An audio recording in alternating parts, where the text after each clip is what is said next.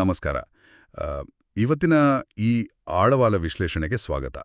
ವಿದ್ಯುತ್ ಇಲ್ಲದೇ ಇದ್ದಾಗಲೂ ಕೃಷಿಯನ್ನ ಹೇಗೆ ನಿರಂತರವಾಗಿ ಮತ್ತೆ ಲಾಭದಾಯಕವಾಗಿ ಮಾಡಬಹುದು ಅನ್ನೋದಕ್ಕೆ ಇದೊಂದು ಅತ್ಯುತ್ತಮ ಉದಾಹರಣೆ. ನಾವು ಡಿಸಾಸ್ಟರ್ ಮ್ಯಾನೇಜ್ಮೆಂಟ್ ಅಥವಾ ವಿಪತ್ತು ನಿರ್ವಹಣೆ ಅಂತ ಏನ್ ಕರಿತೀವಿ, ಅದರ ಒಂದು ಬಹಳ ಮುಖ್ಯವಾದ ಭಾಗವೇ ಈ ಡೀಸೆಲ್ ಪಂಪ್ಸೆಟ್ ಯೋಜನೆ. ಸರಿ, ಇದನ್ನ ವಿವರವಾಗಿ ಬಿಡಿಸಿ ನೋಡೋಣ ಬನ್ನಿ. ಇದರ 4 ಮುಖ್ಯ ಲಾಭಗಳನ್ನ ಪಟ್ಟಿ ಮಾಡಿದ್ದಾರೆ. ಅದರಲ್ಲೂ ಮೊದಲನೇದು ಈ ವಿದ್ಯುತ್ ಸ್ವತಂತ್ರ ಅಥವಾ ಎಲೆಕ್ಟ್ರಿಸಿಟಿ ಇಂಡಿಪೆಂಡೆನ್ಸ್. ಅಂದ್ರೆ ಕರೆಂಟ್ ಇಲ್ದಾಗ ನೀರ್ ಹಾಯಿಸೋದು. ಇನ್ನೊಂದು ಪಾಯಿಂಟ್ ಅಂದ್ರೆ ಇದರ ಪೋರ್ಟಬಿಲಿಟಿ. ಹೌದು, ಪೋರ್ಟಬಿಲಿಟಿ ಅಂದ್ರೆ ಸ್ಥಳಾಂತರ ಮಾಡುವ ಸೌಲಭ್ಯ. ತುಂಬಾನೇ ಕನ್ವೀನಿಯೆಂಟ್. ಜೊತೆಗೆ ಆಪತ್ಕಾಲೀನ ಬಳಕೆ ಮತ್ತು ಇದು ಹೆಚ್ಚು ಕಾಲ ಬಾಳಿಕೆ ಬರುತ್ತೆ. ಹೌದು. ಡೀಸೆಲ್ ಇಂಜಿನ್ ಅಂದಾಗ ಅದರ ಮೇಂಟೆನೆನ್ಸ್ ಅಥವಾ ನಿರ್ವಹಣೆ ಕೂಡ ಹಳ್ಳಿಗಳಲ್ಲಿ ಸುಲಭನೇ. ಸ್ಥಳೀಯ ಮೆಕ್ಯಾನಿಕ್ಗಳು ಕೂಡ ಇದನ್ನ ಸುಲಭವಾಗಿ ರಿಪೇರಿ ಮಾಡಬಲ್ಲರು. ಈ ಡೀಸೆಲ್ ಪಂಪ್ಸೆಟ್ಗಳು ಅಷ್ಟು ಅಗ್ಗ ಅಂತೂ ಅಲ್ಲ. ಒಬ್ಬ ಸಣ್ಣ ರೈತ 50,000ವೋ ಲಕ್ಷವೋ ಕೊಟ್ಟು ಇದನ್ನ ಹೇಗೆ ಖರೀದಿಸೋದಕ್ಕೆ ಸಾಧ್ಯ? ಅಲ್ಲಿಗೆ ಬರ್ತಿದ್ದೀನಿ. ಇಲ್ಲಿಯೇ ವಿಷಯ ನಿಜಕ್ಕೂ ಅತ್ಯಂತ ಕುತೂಹಲಕಾರಿಯಾಗೋದು. ಈ ಗ್ಯಾಪನ್ನು ತುಂಬೋದಕ್ಕೆ ಸರ್ಕಾರದ ಸಬ್ಸಿಡಿ ಅಥವಾ ಸಹಾಯಧನ ಪಿಕ್ಚರ್ಗೆ ಬರೋದೆ.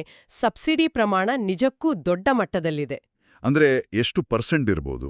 ಸಾಮಾನ್ಯ ವರ್ಗದ ರೈತರಿಗೆ ಪಂಪ್ಸೆಟ್ನ ಒಟ್ಟು ವೆಚ್ಚದ ಮೇಲೆ 50% 90% ಇನ್ನು ಪರಿಶಿಷ್ಟ ಜಾತಿ ಮತ್ತೆ ಪರಿಶಿಷ್ಟ ಪಂಗಡದ ಅಂದ್ರೆ SC/ST ರೈತರಿಗೆ 75% 90% ಸಬ್ಸಿಡಿ ಸಿಗುತ್ತೆ. ರೈತರ ಜೇಬಿಗೆ ಇದು ಎಷ್ಟೊಂದು ದೊಡ್ಡ ರಿಲೀಫ್. ಹೌದು, ತುಂಬಾ ದೊಡ್ಡ ರಿಲೀಫ್. ಈಗ ಯಾರೋ ಒಬ್ಬ ಸಣ್ಣ ರೈತ ಈ ಪಂಪ್ಸೆಟ್ ತಗೋಬೇಕು ಅಂತ ನಿರ್ಧಾರ ಮಾಡ್ತಾನೆ. ಅವರು ಏನ್ ಮಾಡ್ಬೇಕು? ಅರ್ಜಿ ಹಾಕುವ ಪ್ರಕ್ರಿಯೆ ಏನು?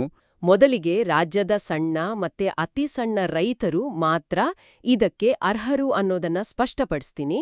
ಇನ್ನು ಅರ್ಜಿ ಸಲ್ಲಿಸೋದಕ್ಕೆ ಆಫ್ಲೈನ್ ಮತ್ತೆ ಆನ್ಲೈನ್ 2 ಆಯ್ಕೆಗಳು ಇವೆ.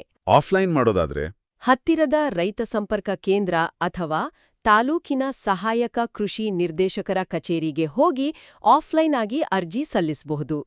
ಇನ್ನು ಡಿಜಿಟಲ್ ವ್ಯವಸ್ಥೆ ಬಳಸೋರು ಕೃಷಿ ಇಲಾಖೆಯ ಅಧಿಕೃತ ಕಿಸಾನ್ ವೆಬ್ಸೈಟ್ ಮುಖಾಂತರ ಮನೆಯಿಂದಲೇ ಆನ್ಲೈನ್ನಲ್ಲಿ ಅರ್ಜಿ ಹಾಕ್ಬೋದು. ಓಕೆ, ಆನ್ಲೈನ್ ಫೆಸಿಲಿಟಿ ಕೂಡ ಇದೆ. ಆದ್ರೆ ನೀವು ಕೇಳಿದ ಹಾಗೆ ದಾಖಲೆಗಳ ವಿಚಾರದಲ್ಲಿ ಗ್ರಾಮ ಲೆಕ್ಕಿಗರಿಂದ ಅಂದ್ರೆ VA ಅವರಿಂದ ನೀರಿನ ಮೂಲದ ಪ್ರಮಾಣಪತ್ರ ತರೋದು ಕಡ್ಡಾಯ. ನೀರಿನ ಮೂಲದ ಪ್ರಮಾಣಪತ್ರ ಅಂದ್ರೆ ಆ ರೈತನ ಜಮೀನಿನಲ್ಲಿ ಬಾವಿಯೋ ಕೊಳವೆ ಬಾವಿಯೋ ಅಥವಾ ಕೃಷಿ ಹೊಂಡವೋ ಇದೆ ಅಂತ ಕನ್ಫರ್ಮ್ ಮಾಡ್ಕೊಳ್ಳೋದಕ್ಕೆ ತಾನೆ? ಹೌದು. ಇದರ ಜೊತೆಗೆ ಆಧಾರ್ ಕಾರ್ಡ್, ಪಹಣಿ, ಬ್ಯಾಂಕ್ ಪಾಸ್ಬುಕ್ ಮತ್ತೆ ಜಾತಿ ಪ್ರಮಾಣಪತ್ರ ಬೇಕಾಗತ್ತೆ. ಆದ್ರೆ ಇವೆಲ್ಲದಕ್ಕೂ ಮಿಗಿಲಾಗಿ ಇವತ್ತು ಕೃಷಿ ಇಲಾಖೆಯಲ್ಲಿ ಯಾವುದೇ ಸೌಲಭ್ಯ ಬೇಕು ಅಂದ್ರೂ ಒಂದು ಮಾಸ್ಟರ್ ಕೀ ಬೇಕು. ಅದೇ ಫ್ರೂಟ್ಸ್ ID FID.